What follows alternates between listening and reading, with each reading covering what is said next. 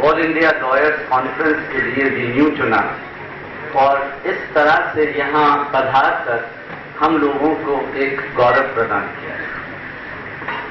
मेरा पार्टिसिपेशन से एक बड़ा मीनिंगफुल डायलॉग निकलेगा यहाँ पर, और जो सब्जेक्ट मैटर है एक बड़ा मीनिंगफुल डायलॉग निकलेगा यहाँ पर, और जो सब्जेक्ट मैटर है इस कॉन्फ्रेंस का उसमें उनकी तरफ से मैं सोचता हूँ बड़ा कंस्ट्रक्टिव योगदान है।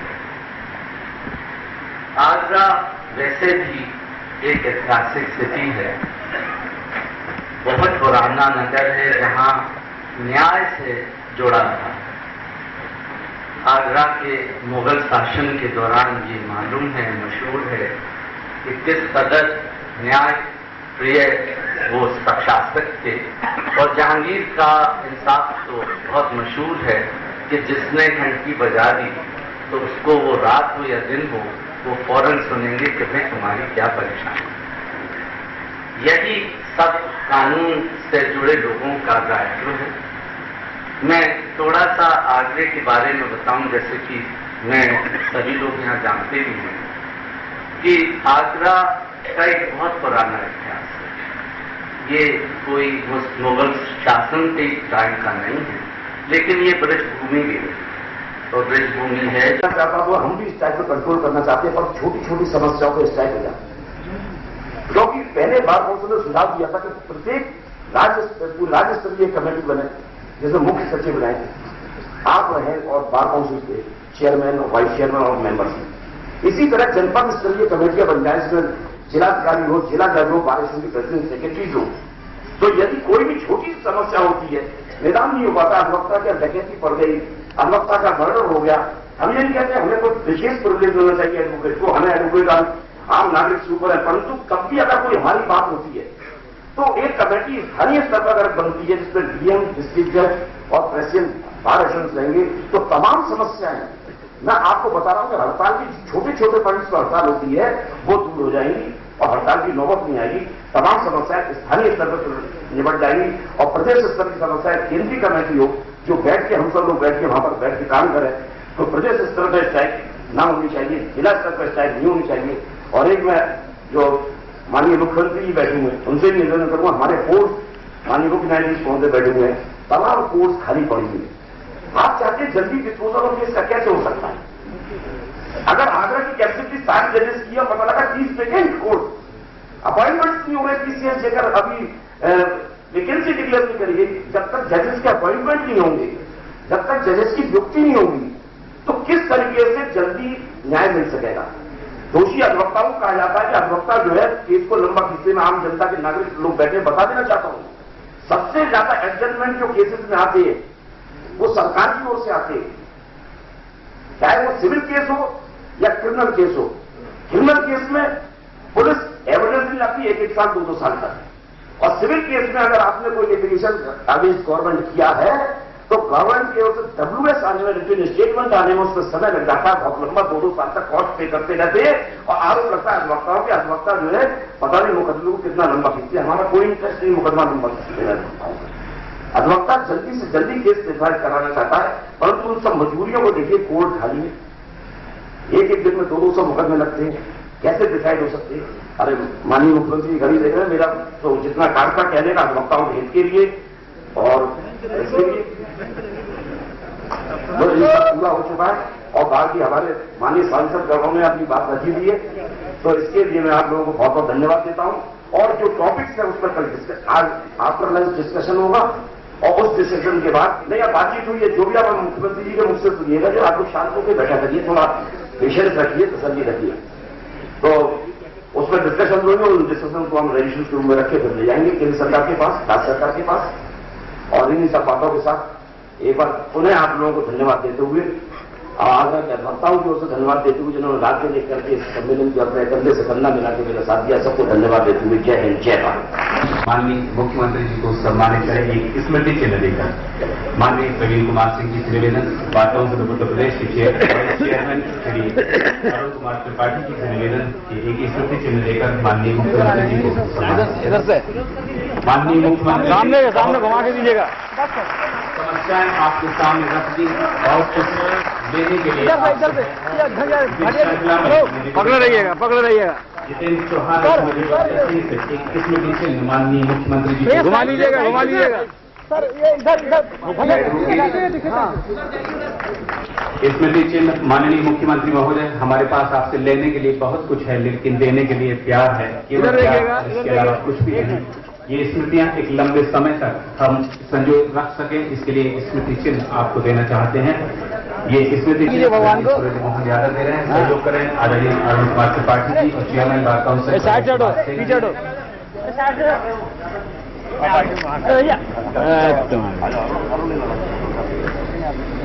अरे भैया जरा घुमा के दीजिएगा नेताजी।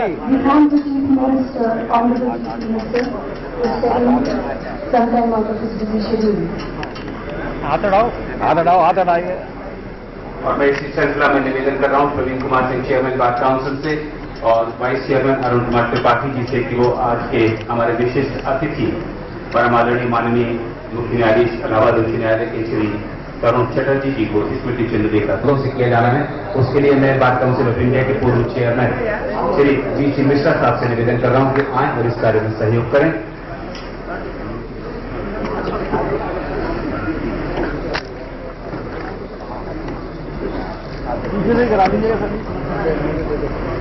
ये संग्रहणीय स्मारिका आप सब लोगों में अभी वितरित कर दी जाएगी विमोचन के बाद। काफी सामने सर खोल करके हटिए सर, लिए इसमें संग्रहित किए सामने से प्लीज। सराहनीय प्रयास आदरणीय जी सी मिश्रा साहब ने और उनके सहयोगी संपादक सर सामने। हाँ सर, एक मिनट सर।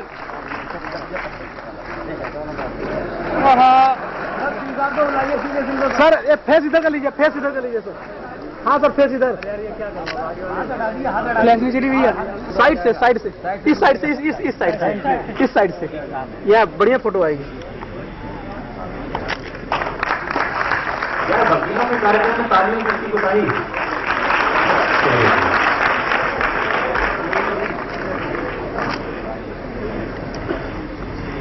रंग और जमुनी तहजीब का ये शहर बहुत से प्यार की अपेक्षा करता है, बहुत से सहयोग की अपेक्षा करता है माननीय मुख्यमंत्री महोदय से। आदरणीय प्रवीण कुमार सिंह जी,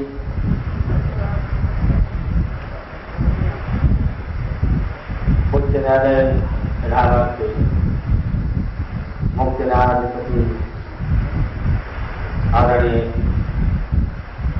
अरुण चटर्जी साहब, महाअधिवक्ता श्री वीरेंद्र भाटिया जी, न्यायमूर्ति श्री एहसास सिंह जी, आदरणीय श्री जी मिश्रा जी, आदरणीय बाबूराम जी तिवारी, आदरणीय अरुण कुमार त्रिपाठी जी। पद है वो कभी मैं बोला स्वयं बता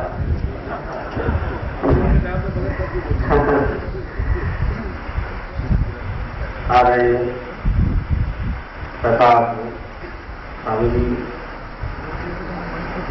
हमारे साथी राजा सुमन जी, राजभक्ता जी साहब और दोनों हमारे राज्य मंत्री श्री जी की सेक्रेटरी बाबूला जी और हिंदुस्तान के कोने कोने से आए हुए सभी हमारे अतिथिगण और सम्मानित अधिवक्तागण, साथियों, आज हम बेहद खुश है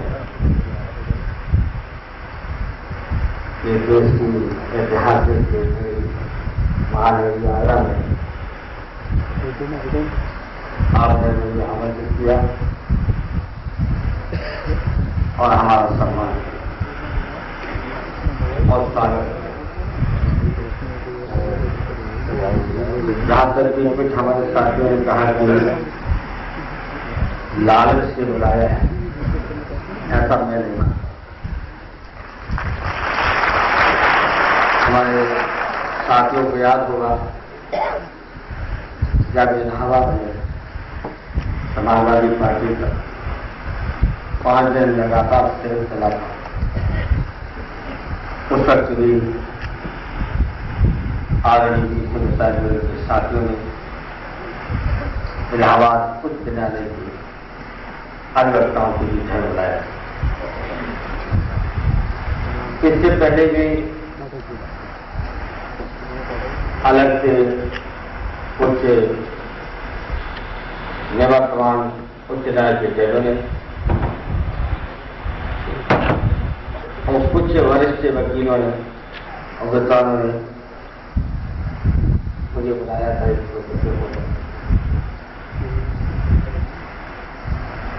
इसी तरह से बरेली की